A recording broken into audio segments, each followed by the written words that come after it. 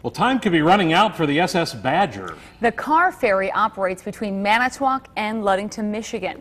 Now, it needs approval from the EPA to continue dumping coal ash into the waters of Lake Michigan. So tonight, we're on special assignment, and Fox 11's Mark Leland takes us aboard this historic Badger to weigh the balance between the environment and its economic impact. When the SS Badger first set sail on Lake Michigan in 1953, it was one of hundreds of coal-powered vessels on the Great Lakes. Today, though, it's one of a kind.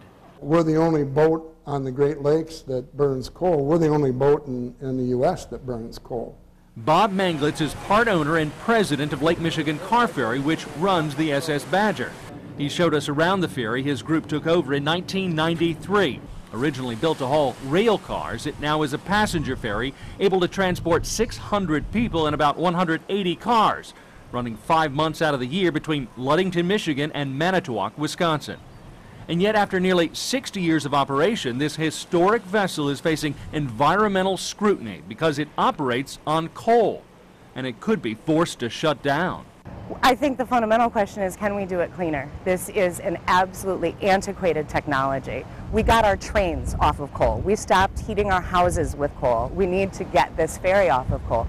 Jennifer Fireherm with the Wisconsin chapter of the Sierra Club is distressed at not only the black smudge coming from the Badger's smokestack, but she says more importantly, it's what you can't see.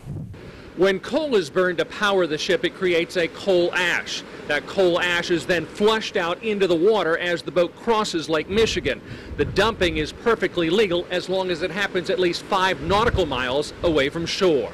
The Badger dumps some 4 tons of coal ash a day when it's operating. This is video posted on YouTube of how the coal ash is flushed out. Coal ash is full of a suite of toxic heavy metals, things like mercury and arsenic and selenium. These are heavy metals that don't break down in the environment. They're metals. So once they get in the lake, they are there to cycle in the ecosystem and build up in the fish and build up in our bodies. And that's really the danger of coal ash. And while potential dangers may exist, test after test of the coal ash show levels below Environmental Protection Agency standards. Laboratory testing documents submitted to the EPA show very small levels of pollutants such as mercury, aluminum, iron, and magnesium, among others. But all are within EPA standards. The EPA set coal ash dumping regulations 4 years ago with the plan to eliminate all dumping at the end of this year.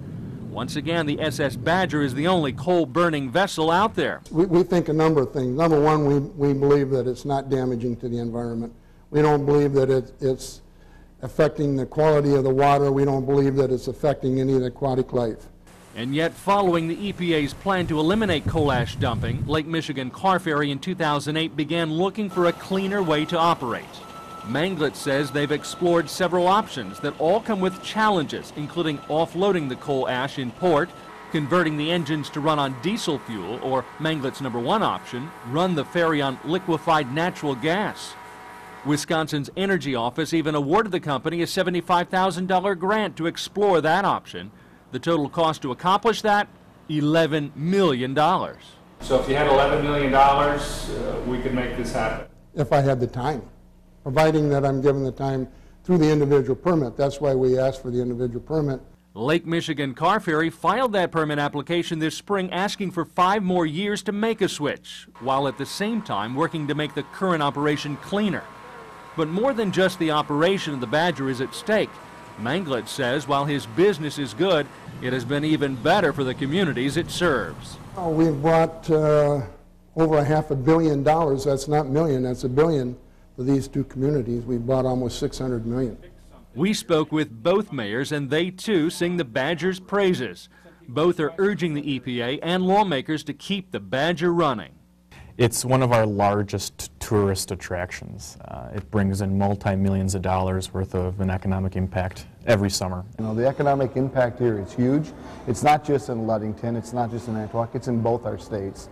The Michigan impact is estimated at $20 million a year. In Wisconsin, it's $15 million. The Badger not only attracts money-spending business and tourist travelers, it employs more than 200 workers, and hundreds of other jobs are created in both communities it serves. So obviously there's a vested interest for the business community to make this work out. Absolutely, absolutely. It's a lot of jobs, a lot of jobs out there that, you know, for housekeepers and for a front desk and for all throughout, and then it trickles over to restaurants and gas stations. Manglitz expects to hear from the EPA on whether its permit is complete later this month. If all is in order, public hearings would be planned and a decision likely reached before the ferry season comes to an end in mid-October. You see liquid natural gas as the future for the Badger? Yes. Providing we get the time to get the infrastructure and the conversion to the boat, yes, I believe it's the future of not only the Badger, but the maritime industry itself. Ferries are a good idea. They are an efficient way to transport people and cars across the lake, much better than going all the way around the lake, if it's done cleanly. And a floating coal plant is not a clean way to do it. The Badger does have one other option to stay in business. It's an amendment to the Coast Guard authorization bill now making its way through Congress. So far, the House has already approved the measure, which basically would keep in place all current EPA regulations concerning the Badger. Congressman Tom Petri is one of the co-authors of the legislation. In the Senate, though, it is running into a little bit of opposition, and so far has not come up for a vote. In Manitowoc, Mark Leland, Fox 11 News. Additional laboratory tests on the coal ash are being sent to the EPA this week. The next step, if approved, would be for public hearings to take place. And you can check out the Badger's permit application on our website, fox11online.com. Look for it in the Newslink section.